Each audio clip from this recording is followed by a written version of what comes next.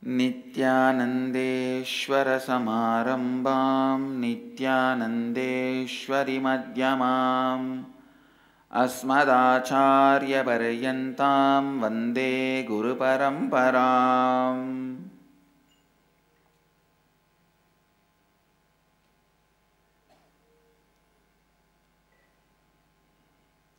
I welcome all the devotees, disciples, Samajis, Satsangis, Sri Mahants, Mahants, Tanidars, Kotaris, sitting with us through Nithyananda TV, Sadhana TV, two-way video conferencing, having Nayana Diksha all over the world.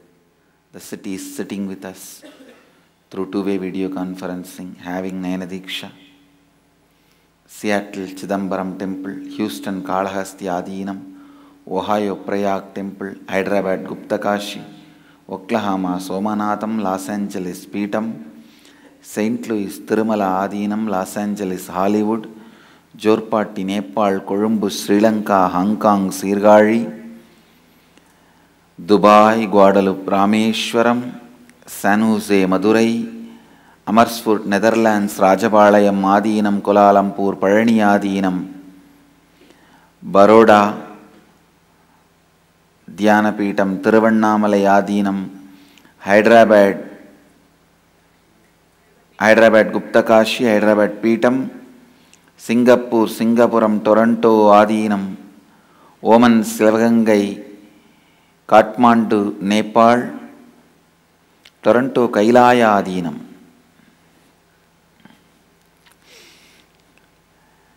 Baroda, Samir Tuli, birthday blessings. With all the auspiciousness, you will be with me, I will be with you. Blessings.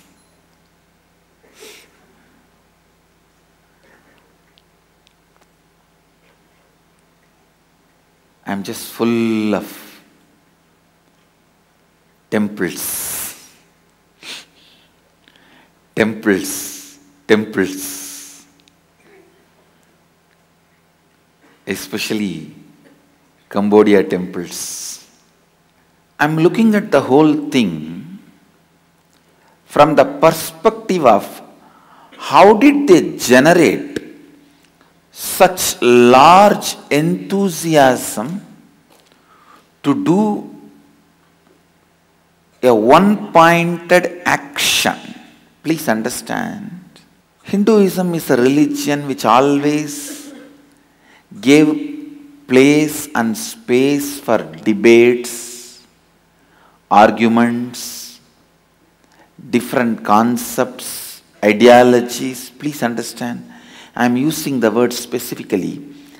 Place and space means Hindu kings always gave a place for other religious people, other thought trend, other philosophies, other thinking, everything to flourish.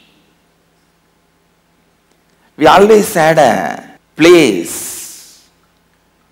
Our kings always gave the place and even the space. Please understand, whoever can lead us to a more enlightened life, deeper clarity, higher experience, we followed them. That is the beauty of this great tradition. That is why this tradition was never behind an organization or an infrastructure. It was behind charismatic beings. People ask me sometimes, Swamiji, why do Hinduism only produce so many incarnations? Because the need. Please understand, in Hinduism you can never shine, you can never have a followers, you can never people listening to you just because you are head of a monastery or an infrastructure organization. You need charisma. The need naturally makes beings to expand to the unimaginable level of enlightenment. If you have to guide people in Hinduism, it is your ability to lead them to the higher experience, that is important. No one will care about the organization structure, which organization you are head and what post. Posts have no meaning in Hinduism. Anybody can have any title. Simply you can have title Jagadguru. No one can question you. You can say, I have one disciple, his name is Jagat. So I am Jagadguru. No one can question you.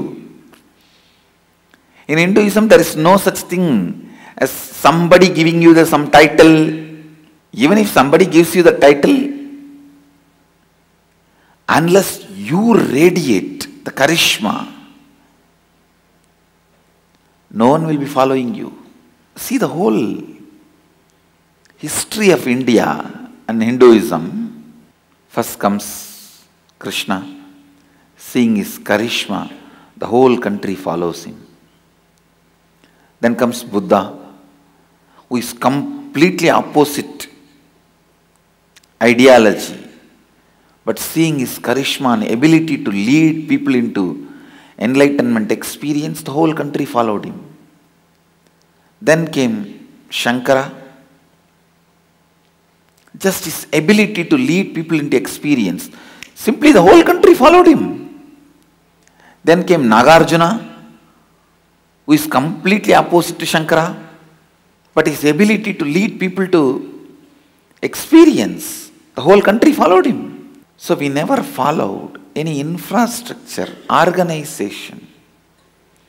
We followed the being's ability to lead us to the next level. That is why I am saying so much of place and space was offered for further thinking, developing, research, development, debate, argument.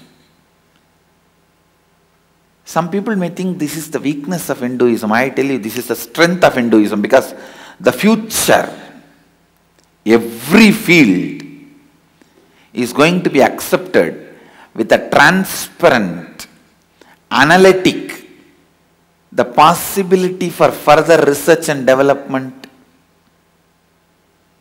methods. In future, whether it is a medicine or a law of the land or social lifestyle understandings or construction methodologies or the way we cook and eat, the way we dress, our beliefs, faiths, philosophies, religions, everything, please understand, everything is going to be accepted after thorough debate and thorough analysis.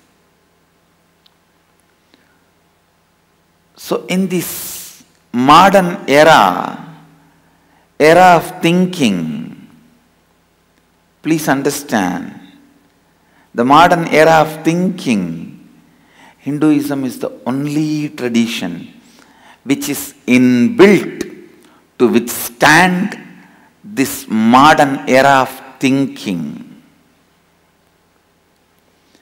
The modern thinking age. The other day I was talking to some of my ashramites. I was explaining an important concept. Human brain, even in physical size, it is expanding. Please understand.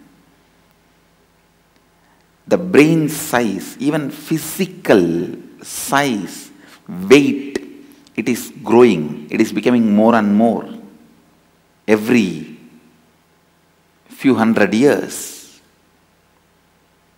Few hundred years before, our ancestors' brain size, the weight was much less than the size and weight we have now. Please understand, along with the expansion of the size, weight, capabilities, humanity is getting into a new era where higher level questions are asked, where every basic is questioned,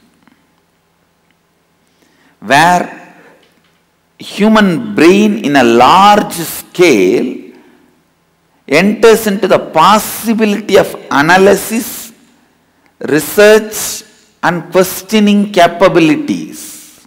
Please understand. The critical mass is able to question everything and understand, internalize everything. Not like those days. Only a elite society will be able to question and understand.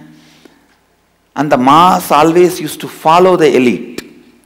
But now, because of even the physical development of the brain, human civilization is entering into a space where more questions, more thinking, more debate, more analysis become lifestyle. Please understand. The religions created just few centuries ago are created for the human brain existed at that time. But the religion, Sanatana Hindu Dharma, is created by the rishis whose brain was at least few thousand times more active then any possible human brains can happen in the future. Because of enlightenment, they operated beyond the body, mind and brain. That is why I am saying only the traditions created by the Vedic rishis, the truths declared by them, the truths revealed by them, the lifestyle created by them is capable of the enlightened thinking created by them, enlightened thinking presented by them, only that is capable of standing the scrutiny of the developed human brain of this century. This new age thinking era, only that tradition, that enlightened thinking, the science of enlightenment, science of completion, Advaitha is capable of standing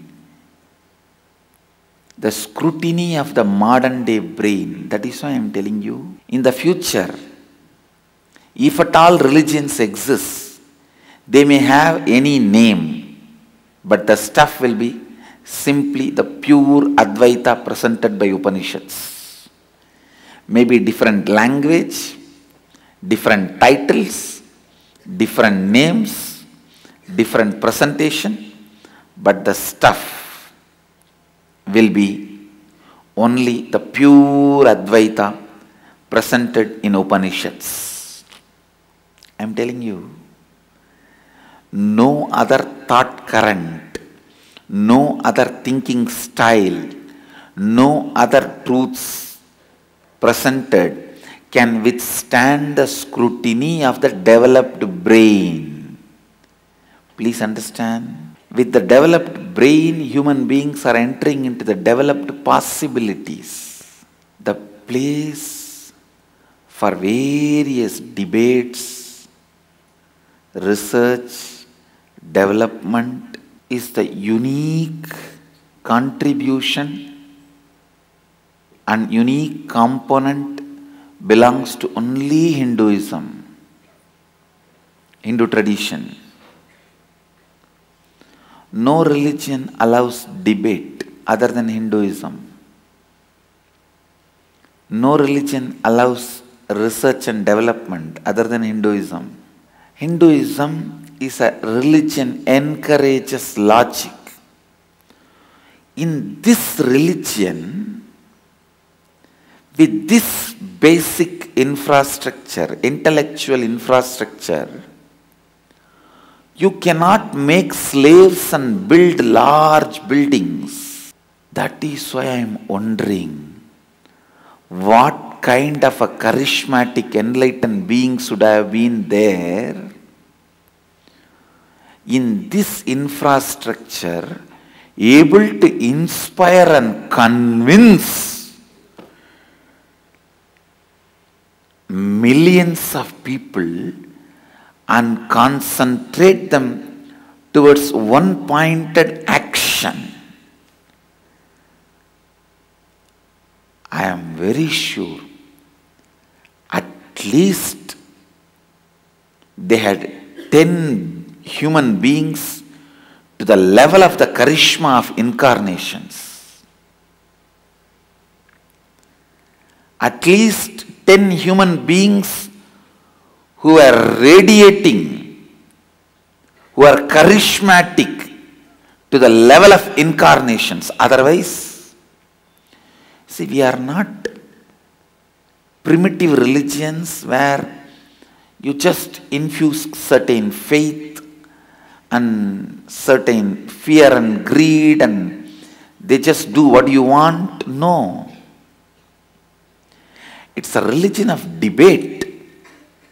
And you need to know, every day, in all the akhadas, morning collectively practicing yoga, and night sitting and collectively having kandana mandana, vada pradivada, is a lifestyle. Every day, I was reading a book on Varanasi. Beautifully they are saying, every day in the banks of Ganga, 3,000 to 4,000 Naga sadhus will sit and choose current topics and have a debate, Kandana Mandana, Vada Pradivada. It's a lifestyle. Understand? So a religion which encourages so much of Vada Pradivada, Kandana Mandana, in this religion you cannot make slaves and build temples. I am sure whole Cambodia building, at any given time, at least 1 lakh people were building temples. Because the number of temples and the years, at any given time, directly or indirectly, 1 lakh people were involved in temple building. I am wondering who inspired all of them and kept them centered on one thought current. Surely it is not possible by political power, because slaves cannot be artists, politicians, and through the political power, kings can create slaves, but not artists. When you create artists, they need to be given freedom. Tremendous thinking freedom. Freedom to think, freedom to feel, freedom to visualize, freedom to celebrate the beauty, freedom to celebrate the subtle emotions like a romance, love, pain.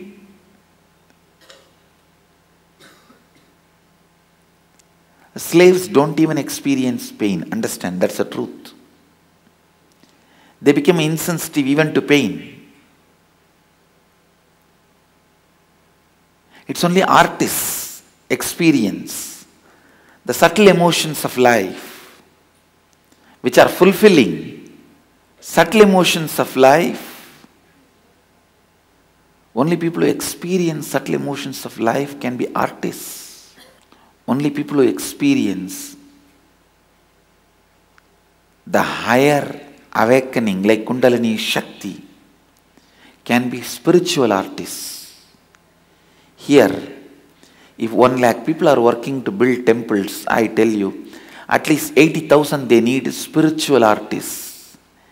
80% of the workers should be spiritual artists. Who awakened their Kundalini? Who gave them that kind of an insight? Who gave them that kind of an intelligence, enthusiasm? Working in stone is not a joke. I tell you, we are working for months now. We have not built the temple beyond the ground level. It is still in the underground level. It is still not crossed the ground. How did they create inspiration?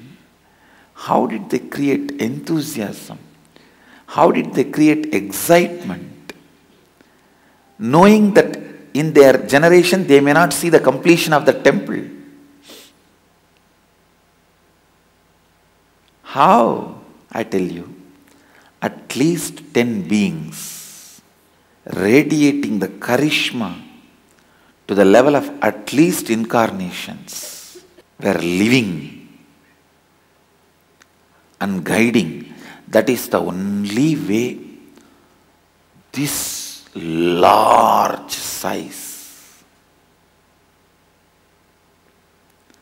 this large size actions can happen. This large size truths, this large size, I can't even say that tall temples, large temples standing are made out of stone. I'm sure they are just standing tall as a symbol of some of the greatest experience that large group of human beings experienced. It's a symbol of collective enlightenment that whole Cambodian society radiated.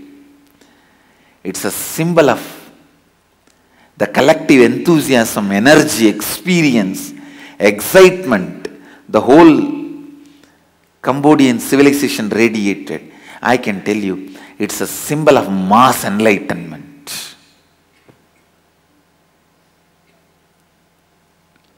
Literally 1 lakh people constantly meditating on Mahadeva only can give them that kind of an inspiration to do such monumental physical work. See, when you need to just sit and think and no physical pain, you will not question the ideology about which you are thinking. But when you need to physically move your body and muscles are paining every night, you are tired and you see your friends and family are dying because of the stone dust settling, and even then you continue to work, then you must be thoroughly, experientially convinced about the whole ideology for which you are living. And an important thing, this whole structure can never be built by forcing somebody, making somebody a slave, because so much of art,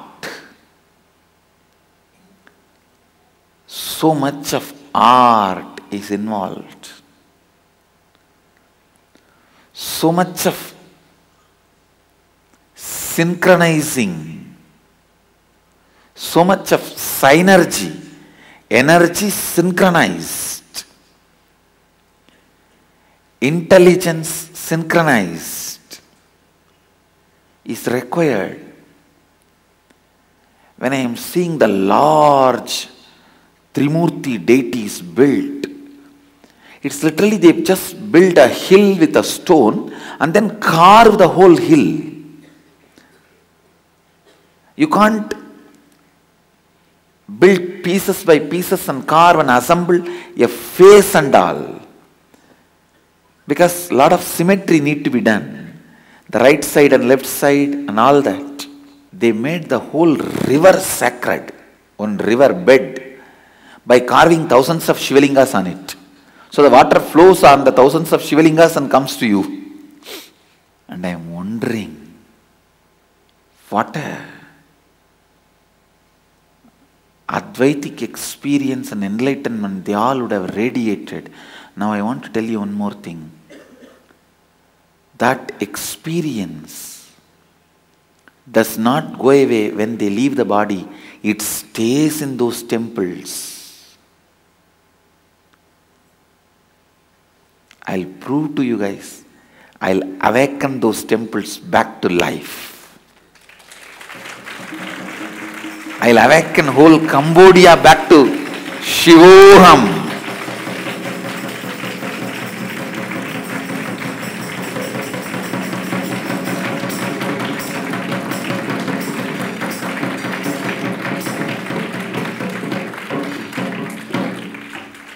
I will awaken that whole enlightenment energy back. It will not only make these IA participants enlightened, the whole Cambodia will start experiencing that experience of enlightenment. Even when I see those temple structures and photographs, I understand. And the next step, I am wondering, if India can export 10 incarnations and at least 1 lakh enlightened beings to Cambodia, then what number of enlightened beings we would have had? Because it is after all exported. I am sure we created at least 1 or 2 structures to the scale of Angkor Wat in India, maybe got destroyed by these Mughals during their invasion, the Muslim attack. During their invasion, maybe we lost it. They've destroyed it. It is time you all come and be part of this reawakening of Cambodian temples, enlightenment energy. And in that enlightenment tsunami, get enlightened.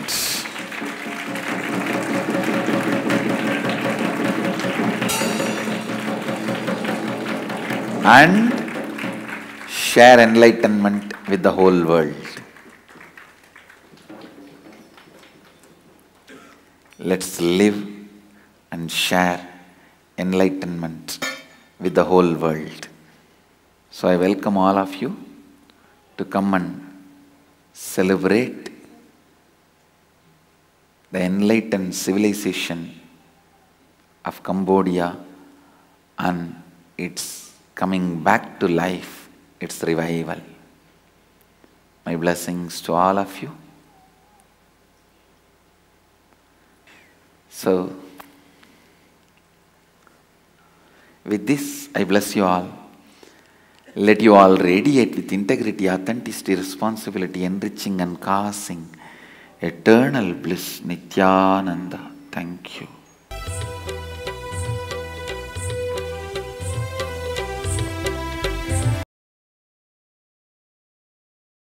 Nithyananda Dhyanapitham, Nithyananda Nagar, off Mysore Road, Bidadi, Bengaluru. Phone 08027279999. www.nithyananda.org.